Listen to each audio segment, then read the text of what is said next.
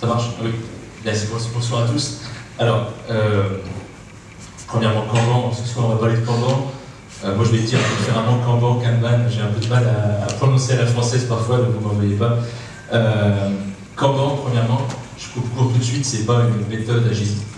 C'est pas non plus une méthode de gestion de projet, c'est une façon d'envisager un processus, d'envisager le fonctionnement d'une équipe et d'un process de développement tout simplement, dans le but de l'améliorer en focalisant sur le besoin final du client. Donc, quand on parle habituellement de Kanban, on commence par montrer Taichi Odo. Voilà, c'est fait. On nous montre des fois des usines de production de voitures. Si on a un petit peu de chance, on nous parle de Deming. Mais très vite, on embraye sur ce David Anderson et on commence à nous asséner un certain nombre de principes, de pratiques, de valeurs, d'autres concepts du même genre. Bon voilà, parfois même des outils graphiques. On va pas faire ça ce soir. Non, ce soir, ce qu'on va faire, c'est qu'on va parler d'une situation concrète. Ça va être un exemple d'une équipe de 4 personnes. Ils sont pas très expérimentés, ils n'ont pas une culture agile très importante. Et surtout, ils ne sont pas embrigadés dans un certain dogme en particulier de l'agile, et ça va leur permettre de faire plein de choses et de s'améliorer avec Kanban, presque sans le savoir en réalité. Et donc ces 4 personnes-là, ils ont un nouveau projet, et pour le projet, ils ont décidé d'utiliser Scrum. Alors est-ce qu'ici, il y a des gens qui ne connaissent pas du tout Scrum, qui n'ont jamais entendu parler de Scrum, qui sont complètement doués de Scrum? Une seule personne. On se parlera tout à l'heure, d'accord? Ok, alors moi dans Scrum, il y a 3 choses qui nous intéressent vraiment d'un point de vue Kanban et qui vont nous permettre de nous améliorer en continu. La première chose, c'est la visualisation du travail en cours.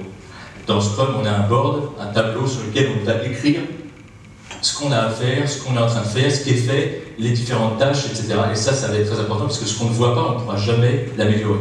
Deuxième point, les règles explicites. Moi j'ai noté ici définition de DOM, c'est la règle la plus importante. Quand est-ce qu'une user story, si on utilise des user stories, quand est-ce qu'on dit qu'une user story est terminée?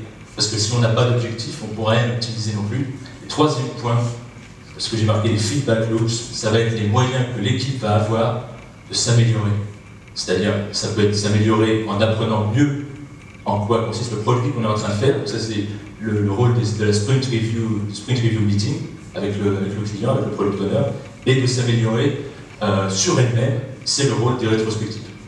Donc, nos amis, eux, ils ont vaguement lu le Scrum Guide et on leur a dit qu'il faut écrire un tableau avec marqué to do, doing, done pour dire ce qu'on va faire, ce qu'on fait et ce qui est terminé. Eux, ils se sont dit, puisqu'on a décidé d'être explicite, de tout visualiser, le premier truc qu'on va faire, c'est qu'on va marquer explicitement ce qu'on va vraiment faire avec les choses.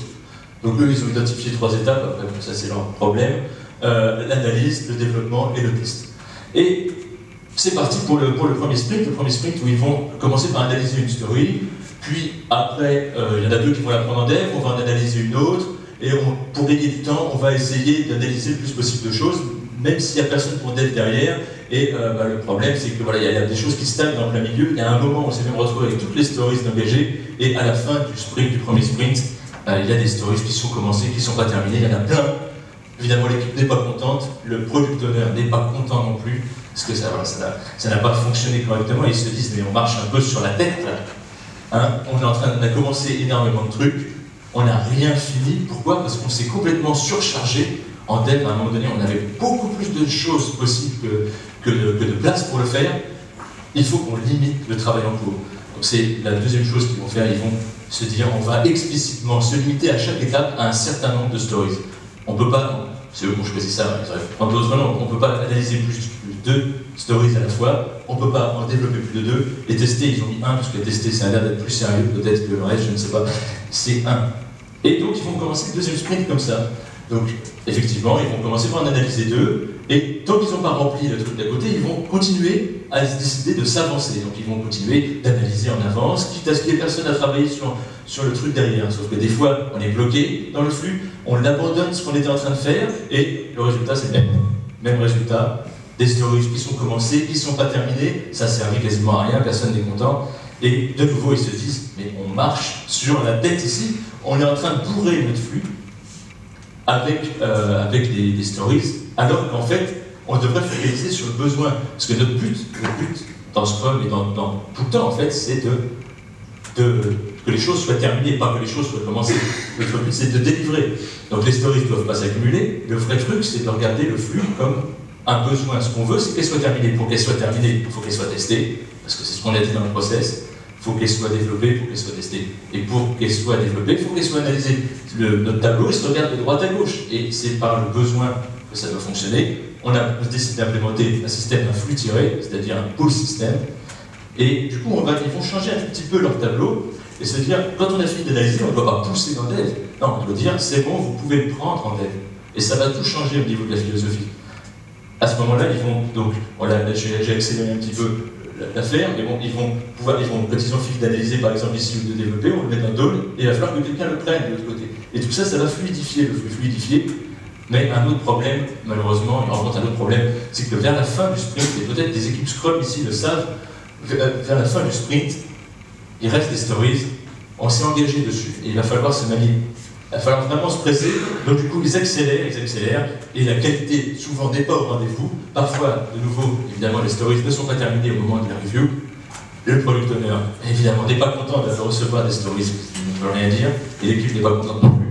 Et ils se disent, on marche sur la tête ici. Pourquoi on va se presser pour une fausse deadline? Parce que finalement, cette histoire de sprint, d'avancer par pas de 3 semaines, ça n'a aucun sens pour nous, et ça n'a aucun sens pour le product owner non plus. Son business ne marche pas par pas de 3 semaines, ça ne veut rien dire. Et le product owner dit, mais pourquoi je dois attendre un sprint entier de 3 semaines pour avoir une story développée qui sera prête dans 2 jours? Ça n'a aucun sens pour l'équipe. Comme tout le monde est d'accord, on laisse tomber complètement cette histoire de sprint. Ils vont laisser tomber ça et passer à un flux continu. Ça va permettre plein de choses, ça va permettre de stabiliser le flux avec un rythme beaucoup plus constant. On ne va pas avoir de pic d'accélération à la fin des sprints. Ça va leur permettre d'être plus agiles. Le product owner va pouvoir arriver et dire bah, non, ça, je leur reparle maintenant, finalement, on va changer le truc. Ah bon, il peut arriver comme ça en plein milieu du sprint. Et ça va permettre une meilleure prédictibilité, c'est-à-dire le flux étant beaucoup plus linéaire, beaucoup plus constant, le throughput de l'équipe va être beaucoup plus stable. Et ça va permettre d'appliquer un peu des modèles mathématiques à notre système, alors qu'avant c'était plutôt le chaos. Alors, ce qu'on a vu là, c'est pas tout. C'est pas tout Kanban évidemment, mais c'est une équipe qui avait la possibilité de s'améliorer. Alors ça déjà, c'est déjà pas gagné. Scrum nous permet, grâce à ces feedback loops, ces possibilités de revoir sur soi-même comment on travaille et comment on s'améliore. C'est pas le cas dans toutes les sociétés. Donc ça c'est déjà un point essentiel, et grâce à ça, ils ont pu collaborativement progresser en mettant en place un système qui était dirigé par le besoin. C'était un système à flux tiré en limitant le work in progress. Bah, c'est capable. Merci.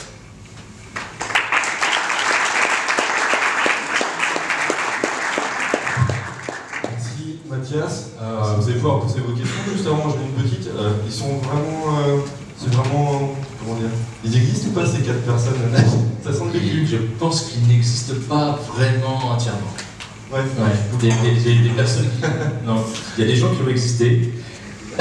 Certains sont ici. Mais ils n'ont pas commencé par Scrum, ils ont plutôt commencé par rien. Voilà. Est-ce que vous avez des questions sur comment? On va vous donner un micro. Voilà, je crois que j'ai tué tout le monde. Merci monsieur. Bonjour. Bonjour. Moi je me suis vraiment reconnu dans ça parce que dans l'entreprise où j'étais, on a monté Scrum et ils se sont rendus compte qu'au final il y a aussi tous ces problèmes de blocage, ils sont passés vers Kanban. Et je voulais savoir si vous connaissiez, il y a plusieurs théories qui passent sur du Scrumban, qui s'appelle, donc qui fait un mix entre Scrum et Kanban. Est-ce que vous connaissez, est-ce que vous avez déjà expérimenté? Moi je ne suis pas un gros théoricien, à vrai dire je suis plutôt un anti-dogme à la base. C'est-à-dire, ce qui marche, il faut le faire, c'est clair. Maintenant, de là à l'appeler Scrumban, à un moment donné, ça devait être Scrumban parce qu'on a vu. C'est-à-dire qu'on avait des sprints, on avait de la planification par coup de sprint, et on avait quand même une limite du work in progress. Ça, c'était sans doute Scrumban. Maintenant, voilà, moi, je ne suis pas un fan du nommage des trucs, etc. Donc, à titre personnel, je n'ai jamais expérimenté ça, en tout cas. Voilà, ce qui marche, il faut le faire, et ce qui ne marche plus, il faut le changer. Voilà, c'est ce que je dirais. Merci. Est-ce que quelqu'un d'autre a une question?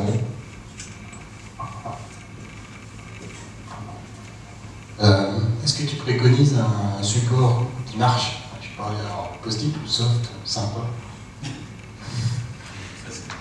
encore une fois, voilà, ce qui fonctionne pour une équipe ne fonctionne pas pour une autre équipe. Je pense que ça va être la réponse à chaque fois, je pense là-dessus. Moi j'aime bien le tableau de post-it, parce que j'ai toujours travaillé avec des équipes qui étaient au même endroit.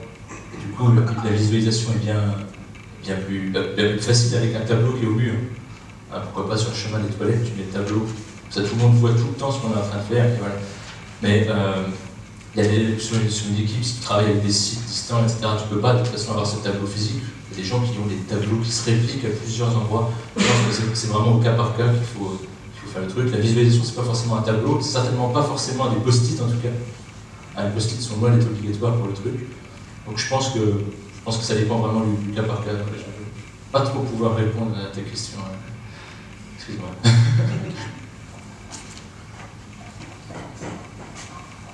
Question d'autres. J'ai une autre petite question. C'est très intéressant le côté flux tendu, continu, etc.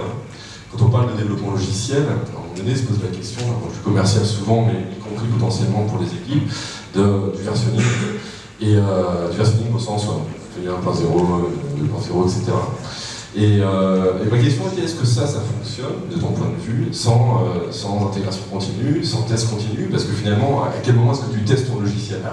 De toute façon, je pense que l'intégration continue, effectivement, là, est quasiment pas obligatoire, mais en tout cas, ça va être un outil qui va être. Ils vont le mettre en place, l'équipe qu'on a là. S'ils arrêtent d'arrêter le logiciel toutes les 3 semaines, ils vont être obligés de mettre en place ce système-là. Ils vont s'apercevoir peut-être au prochain sprint, c'est peut-être le prochain truc qu'ils vont faire. Ça, c'est sûr. Test continu, l'intégration continue, ça va avec. Ça c'est sûr. Tu pratiques quand tu connais quand tu pratiques? Oui.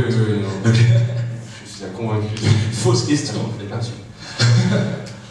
Est-ce que vous avez une dernière question? Non, mais Mathias, merci beaucoup. Merci.